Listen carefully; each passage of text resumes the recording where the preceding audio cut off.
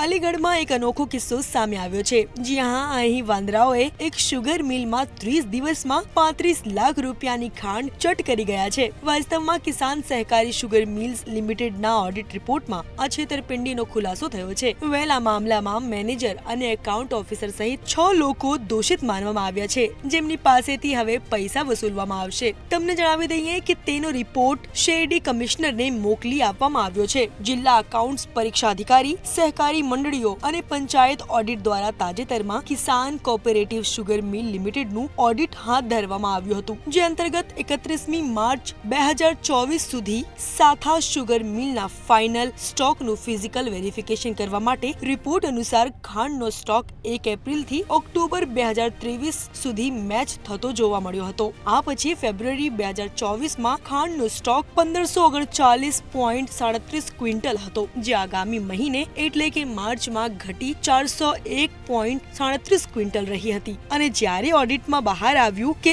1137 quintal ખાંડ ગાયબ છે, ત્યારે શુગર મિલના અધિકારીઓએ કહ્યું કે વરસાદ હતો અને વાંદરાઓ પણ ખાંડ ખાય છે। આ પછી તો અધિકારીઓ પણ આશ્ચર્યમાં છે કે વાંદરાઓ એક મહિનામાં 1137 ક્વિન્ટલ ખાંડ કેવી રીતે ખાય છે। વેલા ખાંડખોર વાંદરાઓ વિશે તમારે શું અભિપ્રાય છે? કોમેન્ટ કરીને જણાવજો।